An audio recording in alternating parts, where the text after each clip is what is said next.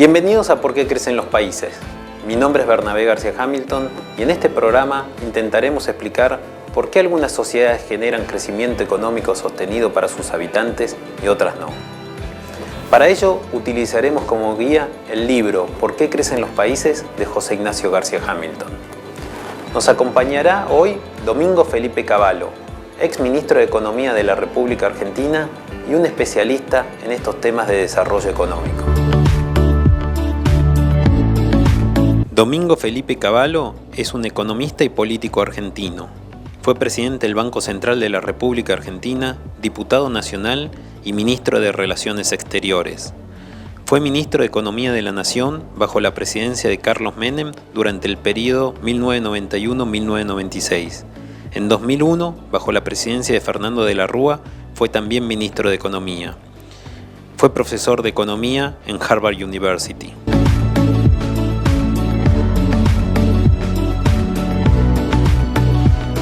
Doctor Cavallo, bienvenido a ¿Por qué crecen los países? Y gracias por recibirnos en su oficina. Muchas gracias a ustedes por venir y por invitarme a participar de este programa. Bueno. Doctor, usted participó de las ideas y el desarrollo de las ideas de mi padre del libro ¿Por qué crecen los países? Sí, y estoy completamente de acuerdo con las ideas que él viene exponiendo a lo largo de sus libros, de toda su tarea como escritor y como pensador. Lo he citado en mis propios libros, en particular en el último que escribí, que es una historia económica de la Argentina, que escribí con mi hija Sonia, y que tiene un primer capítulo que se titula La herencia española, y prácticamente las ideas que desarrollo ahí abrevan en el libro más clásico de el autoritarismo de José, panamericano, ¿no? Exacto, el autoritarismo y la improductividad en Latinoamérica, así es. Así que, ¿por qué crecen las naciones? Porque desarrollan buenas instituciones políticas y económicas que sobre todo respetan la propiedad y dan un amplio margen de libertad a los ciudadanos, a las personas, para poder desarrollar su creatividad, para poder aplicar sus esfuerzos en un sentido productivo y para poder desarrollar las aptitudes y también las aspiraciones que cada uno tiene, ¿no? Y donde el Estado existe fundamentalmente como custodio de reglas de juego buenas, de un marco legislativo, un marco normativo que asegura la libertad y que da protección a la propiedad. Y en ese sentido el libro de José Ignacio, ¿Por qué crecen los países?, es muy interesante porque explica cómo en las distintas etapas de la historia y en las distintas experiencias se fueron desarrollando en algunos países bien la libertad individual y se dio protección a la propiedad, no en un sentido comunitario de grandes unidades, sino la propiedad a nivel más bien individual y de cada persona, y cómo eso en los países que consiguieron llevar adelante estos principios, estas reglas de juego y desarrollar estas instituciones han crecido, mientras que aquellos en los que estuvieron trabadas estas reglas de juego, o las reglas de juego fueron malas, las instituciones no contribuyeron a amplios espacios de libertad individual y no brindaron protección a la propiedad en todo sentido, bueno, son los países que han declinado o que no han progresado como los demás, ¿no? Han ido quedando rezagados. Usted dio muchos años clases en Estados Unidos, en Harvard los últimos años. ¿Considera que Estados Unidos sigue siendo ese país más rico del mundo y en su caso, por qué? Bueno, Estados Unidos obviamente que es un país que desarrolló muy bien sus instituciones, tuvo la suerte de que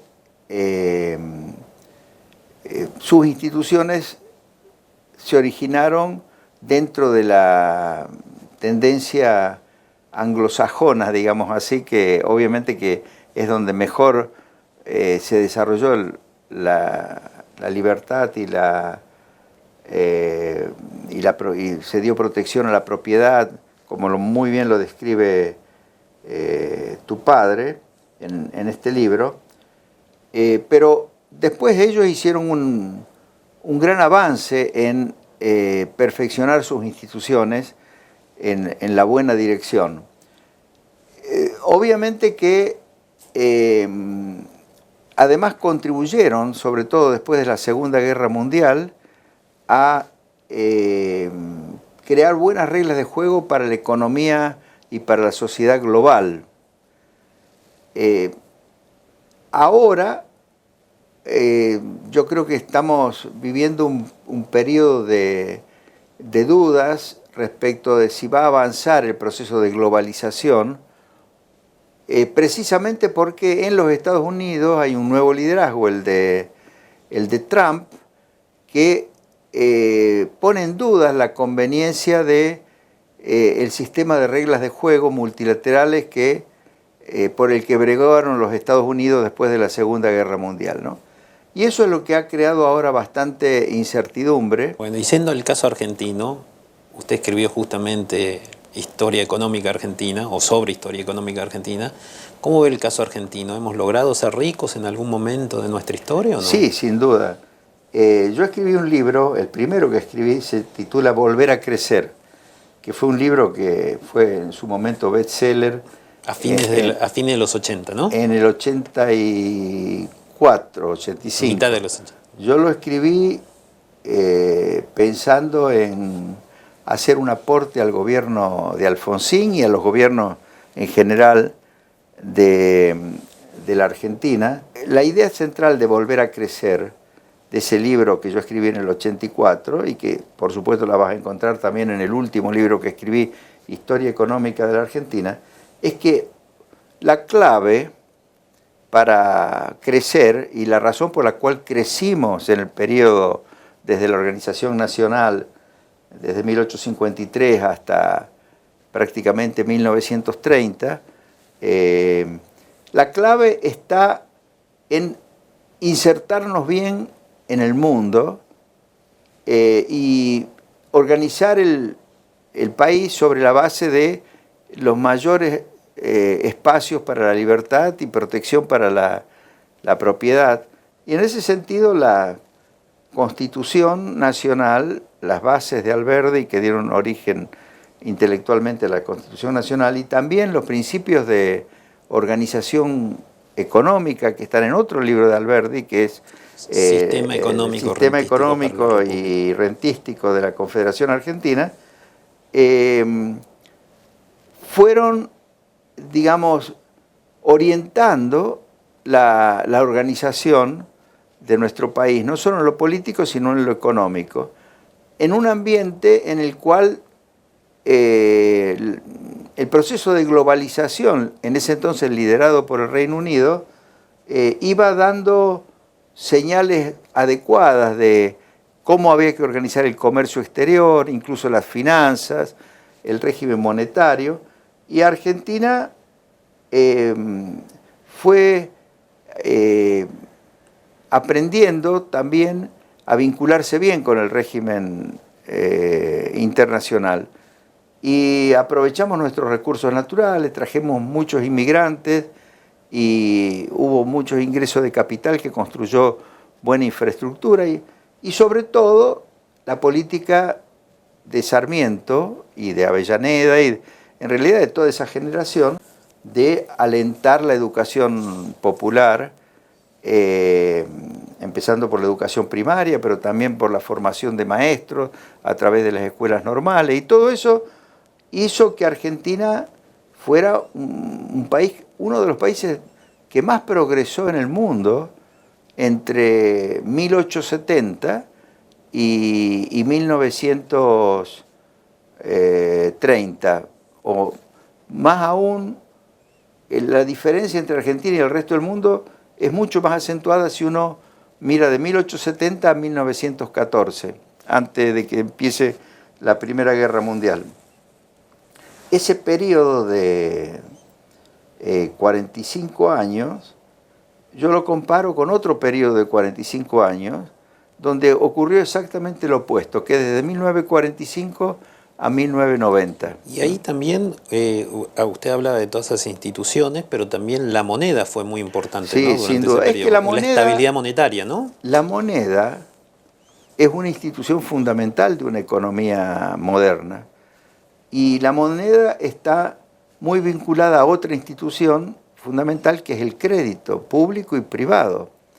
Sin moneda no puede haber crédito público ni crédito privado, y sin crédito no puede haber moneda. Son dos cuestiones fundamentales. Son dos caras de la misma moneda. Claro. Nosotros, lamentablemente, no hemos podido desarrollar, sobre todo a lo largo del siglo XX, una moneda que inspirara confianza.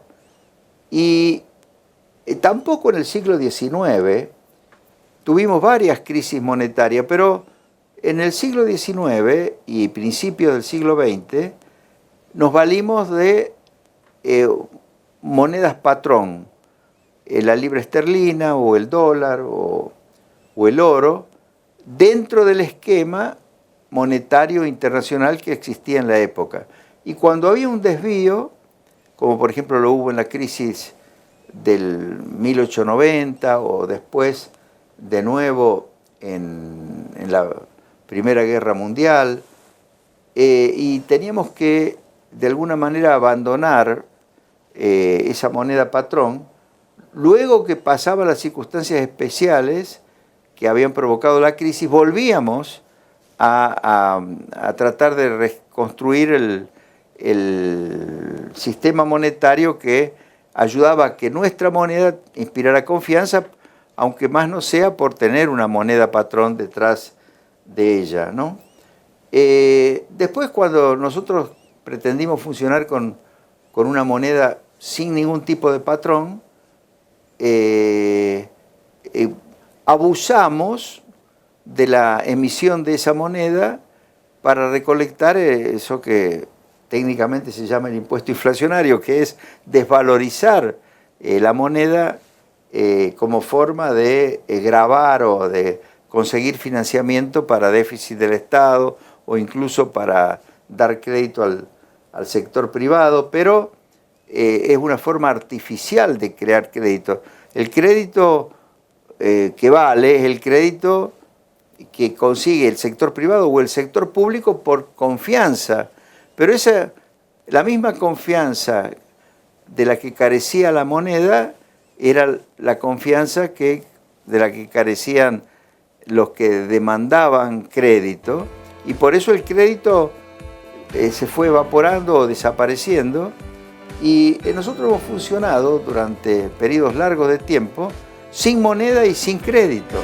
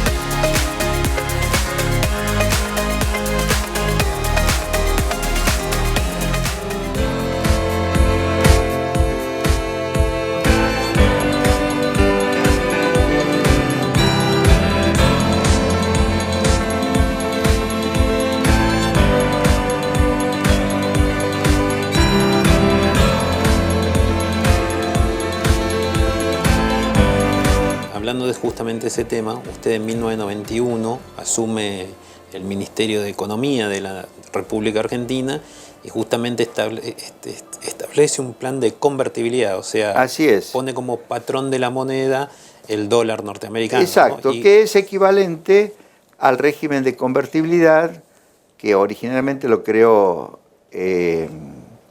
Carlos Pellegrini, pero que después se implementó recién en el segundo gobierno de Roca, a fines del 1899. Se implementó en el 1899, pero Roca había asumido en el 98. Con una variante, el régimen de convertibilidad del 91, y es que además de crear una caja de conversión, donde la moneda argentina, el peso convertible, estaba respaldado en dólares y con una relación fija, 1 a 1, en realidad inicialmente fue 10.000 australes por dólar, y luego, como dijimos, el peso convertible resulta de sacarle 4 ceros al austral, fue 1 a 1. Además de eso, dijimos, y además el gobierno puede utilizar, la gente puede utilizar el dólar como moneda. O sea que había dos monedas, el peso convertible y el dólar. A mí me pareció fundamental permitir que el dólar también funcionara como moneda y que hubiera intermediación financiera en pesos convertibles y en dólares, porque si no, la gente probablemente no hubiera confiado en el peso convertible. Pero el hecho de poder moverse alternativamente sin ningún tipo de restricciones, ayudaba a que la gente confiara de que esta vez se iba a cumplir con la restricción que supone una caja de conversión, el peso convertible. Y eso funcionó muy bien. Funcionó muy bien. Permitió eliminar la inflación, que venía siendo muy alta, incluso venía de un proceso hiperinflacionario, porque a su vez sirvió para quebrar algo que se llama la inercia inflacionaria. O sea, cuando viene una inflación de arrastre muy alto, solo una reforma monetaria como esa que hicimos en el año 91 o una dolarización completa de la economía permite quebrar la inercia inflacionaria. Ahora, ese tipo de estabilidad que se logra con una reforma monetaria o con cualquier buena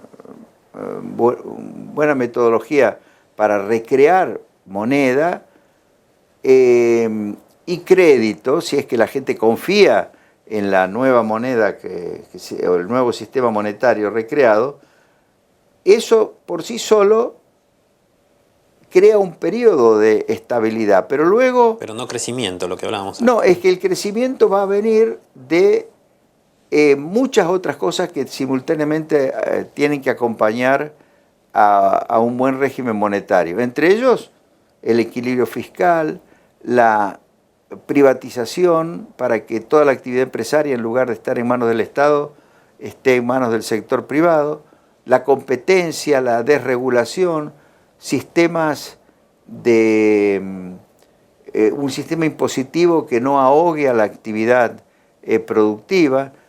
Todo eso es algo que tiene que hacerse para acompañar a un buen plan de estabilización. Y, por ejemplo, hablando de la convertibilidad de la década de los 90, ¿qué es lo que falló? ¿Por qué finalmente tuvimos la crisis del 2001? Del 2001 y la peor crisis, que fue la del 2002, que fue por la forma como se salió de la convertibilidad, que fue el proceso de pesificación, que fue la destrucción de toda la base contractual de una economía que estaba altamente dolarizada, ¿no? Bueno, lo que falló ahí fue el esquema fiscal, pero no el esquema fiscal de la nación, sino el esquema fiscal de las provincias y de los municipios. O sea, la crisis del año 2001, que fue básicamente una crisis financiera, tuvo que ver con que desde el 97 en adelante las provincias habían podido endeudarse con el sistema bancario argentino y se habían endeudado a tasas de interés flotantes muy altas,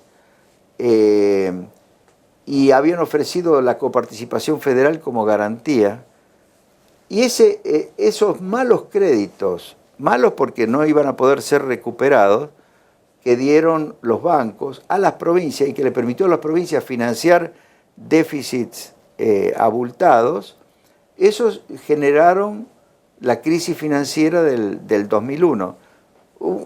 Esta crisis tuvo la misma naturaleza que la crisis de las hipotecas subprime en los Estados Unidos, donde los bancos dieron créditos que la gente no iba a poder devolver para la compra de viviendas. Y cuando eso ocurre en cualquier sistema financiero, se produce una crisis. Y esas crisis son costosas en términos del nivel de actividad económica. Ahora, normalmente esas crisis no son costosas en los países bien organizados en términos de inflación. ¿Por qué en Argentina, después de la crisis del 2001, y sobre todo por las medidas que se tomaron a partir del 2002, volvimos a tener alta inflación y bueno, ahora tenemos una situación muy crítica?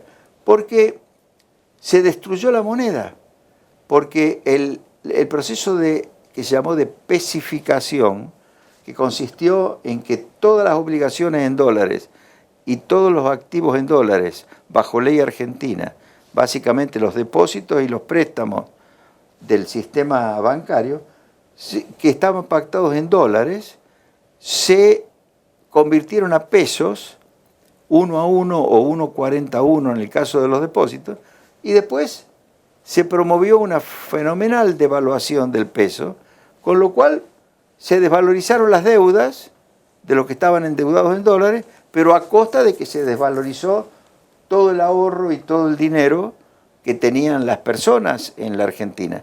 Entonces ahí se destruyó la moneda, porque obviamente el peso dejó de ser convertible a dólares, pero además lo que estaba pactado en términos de dólares,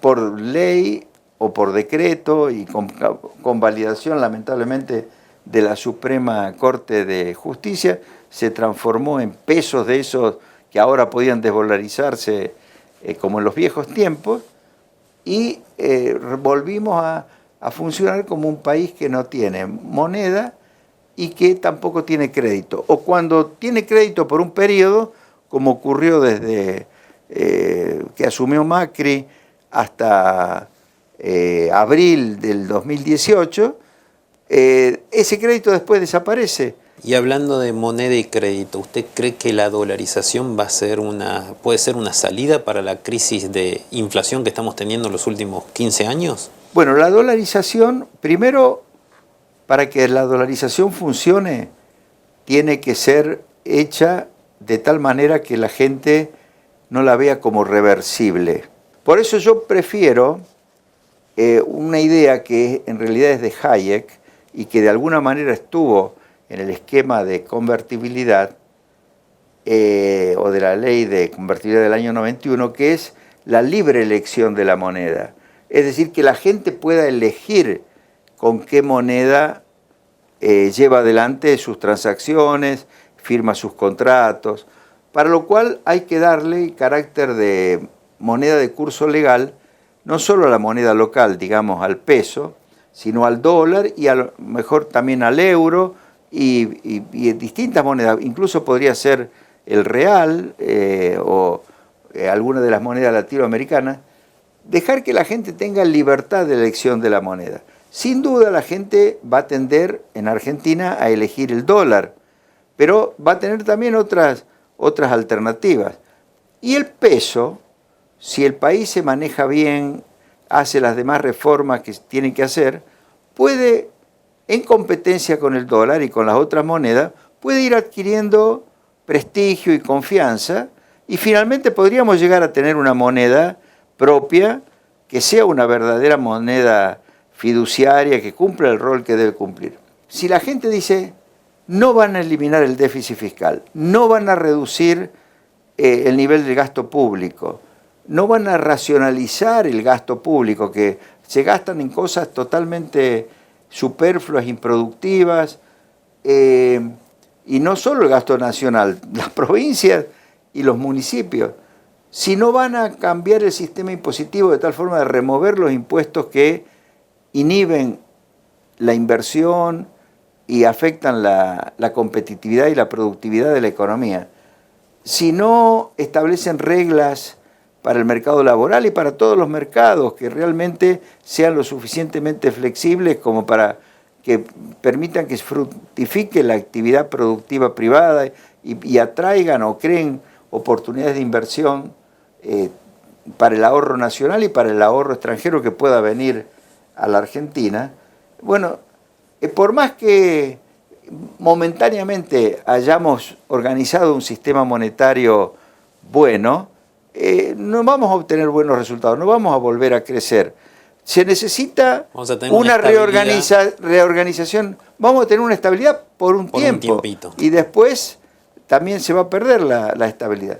Por eso, la reforma monetaria, un buen sistema monetario es una condición imprescindible, una condición necesaria, pero tampoco es suficiente. O sea, lo que se necesita, como lo señala precisamente José Ignacio en este libro, es un conjunto de reglas de juego, un sistema de organización que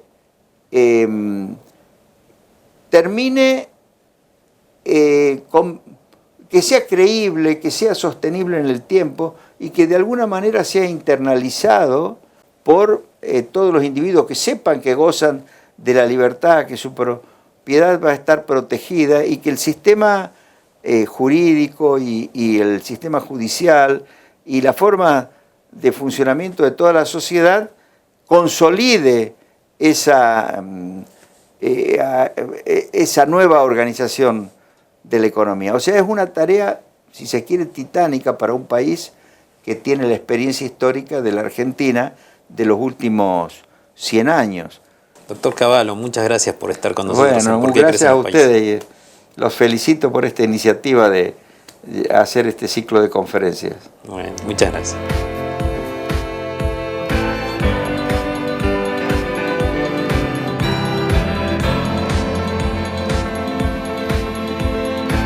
Hoy nos recibió en su oficina el ex ministro de Economía de la República Argentina, Domingo Cavallo, para tratar los temas que tanto nos interesan en este programa.